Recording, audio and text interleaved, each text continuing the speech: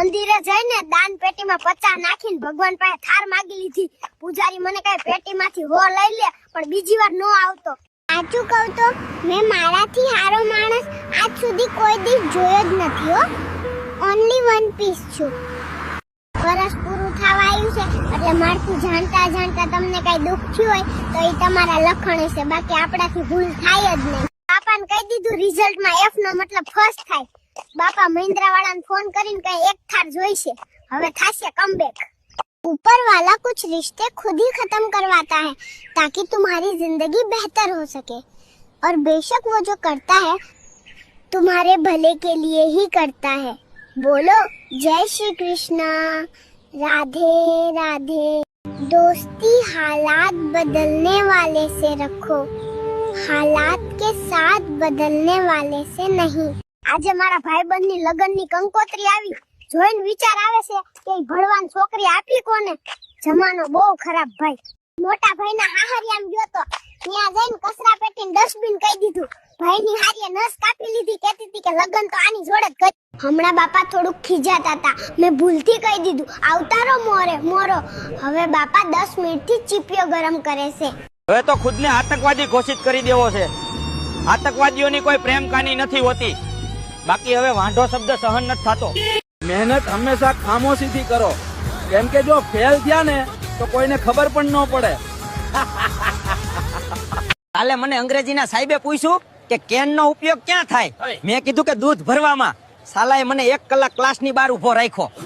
મારા કુટુંબમાં બધા મને જ્ઞાન દેવા આવે, પણ ખરેખર મારે જરૂર જ્ઞાનની નહીં, પૈસાની છે. એનું કોઈ ન પૂછે, એનું પૂછે તો ખબર પડે. ભાઈ 1 વાગવા આવ્યો, હજી લગી તું હૂતો નથી યાર. હુઈ જા. જાગીને રીલ જોજે, ઘડીક આરામ કર લે. ભગવાન મને એકલાને હેરાન ન કરો પ્લીઝ. મારી હારે મારા લુખી તીડી જેવા ભાઈબંધને પણ ઝપટમાં લેજો. મારી પદ્માને મારા મામાએ ખબર નહીં ક્યાં હટાડી દીધી. થાર ઉપર ચડી ગયો તો પણ નથી દેખાતી. પદ્મા એ પદ્મા. जरा संभल कर करिए, गैरों से हमारी बुराई. आप जिन्हें जाके बताते हैं वो हमें आकर बताते हैं. तू हमेशा खाने का स्टोरी क्यों लगाता है बे? रोज दाल चावल से गुजर रहा हूँ, कभी रॉयल खाना मिलता है तो स्टोरी नहीं तो और क्या लगाऊं? दुनिया अब बदल गई है. अगर आप नाराज होंगे तो लोग आपको मनाना नहीं बल्कि छोड़ना पसंद करेंगे. चुप बे, औकात क्या है तेरी? औकात की बात मत कर. हर महीने 349 का रिचार्ज करवाता हूँ ताकि अंबानी को 2 वक्त का रोटी मिल सके. સ્કૂલમાં વિજ્ઞાન મેળો હતો અને 2 ભાઈઓએ માવો ચોરવાની મશીન બનાવી નાખી. હવે સાહેબ ઘરે ફોન કરવાની વાત કરે છે. ભાઈ આપણા બેયના તો ફોટાય હારા નથી આવતા, એમાં દિવસોમાંથી હારા આવશે. ભેગું થાય એવું લાગતું નથી. છોકરી વાળા જોવા આવ્યા હતા, એમ કઈ ગયા કે ઘરે પહોંચીને જવાબ આપશું. 2 દિવસ થઈ ગયા, હજી જવાબ નથી આવ્યો. લાગે છે बिजी છે એટલે.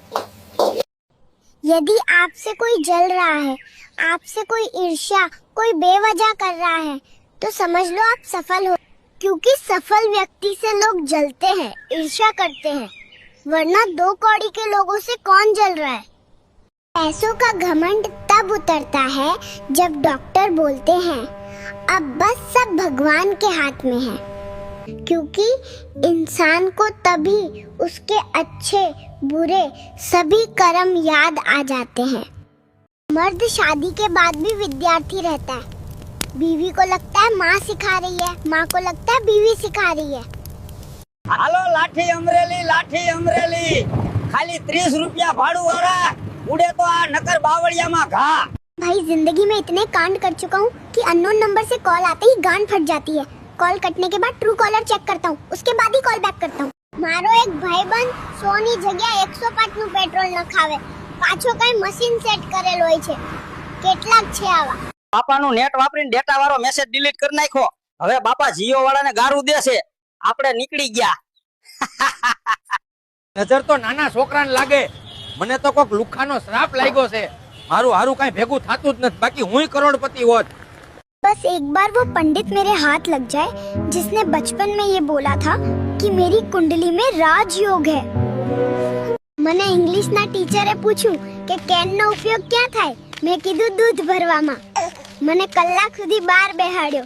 रिजाइन दे दे भाई, तू तो ऐसा नहीं था, शेर था, कभी किसी की ओछी आवाज भी नहीं सुनता था. आज बॉस की गालियां खा रहा है. मत कर लाला मत कर. बाबू आप क्या सोच रहे हो? मेरा कोई फायदा नहीं उठा सकता क्योंकि मेरा कोई फायदा ही नहीं है। ये लोग आपको क्यों मार रहे हैं? मेरा दोस्त लड़की लेकर भाग गया और लास्ट कॉल मुझे किया था।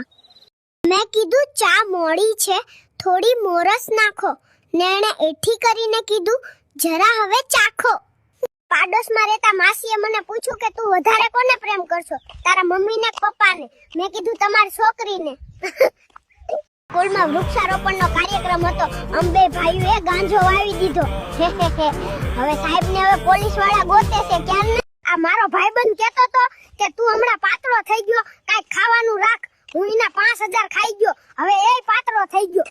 ભુવા ભાઈ દાણા જોવડાવવા ગયો તો ભુવા કહે તારી જિંદગીમાં દાણા નહીં મમરા જ છે નકરા. પાણીપુરી વાળા પાસે વટમાં ફૂલ તીખી પાણીપુરી ખવાઈ ગઈ. લગભગ ઘરે નહીં પહોંચાય, કોઈ દી ના કરાય આવું. જ્યોતિષ પાસે હાથ બતાવવા ગયો તો એમણે કીધું આકાશના ગ્રહ કરતા આજુબાજુના નંગ વધારે નડે છે. ભુવા ભાઈ દાણા જોવડાવવા ગયો તો ભુવા કહે તારી જિંદગીમાં દાણા નહીં મમરા જ છે નકરા. શિયાળામાં નાવું જરૂરી નથી, નાયેલું દેખાવું જરૂરી છે. એટલે ખાલી હાથ મોઢું ધોઈને એન્ટ્રી પાડો અને ઠંડીનું રિસ્ક લેવાનું રહેવા દો. શિયાળો આવી ગયો, બધા સ્વેટર કાઢ લેજો. પણ ઓલા ડીએનજી વાળા શું કરશે, બહુ ઉપાડો લીધો તો. ક્લાસમાં સરે ખંડના નામ પૂછ્યા, મેં ઊભા થઈને લોખંડ બોલી દીધું. હવે બધા મને ભંગારવાળો ગણે છે. અમુક બાયું તો લગનમાં હોનો ચાંદલો કરે અને ખાઈ જાય 1000 નું. पासी तो कहीं तुम्हारे भाई नु टिफिन कर लो।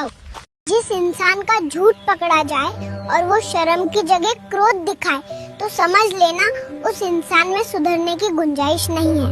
3 દિવસ થયા કબજિયાત જેવું હતું, ચોથા દિવસે દવા લઈને સ્ટેટસ રાખ્યું, લાગશે વાર પણ આવશે મજા યાર।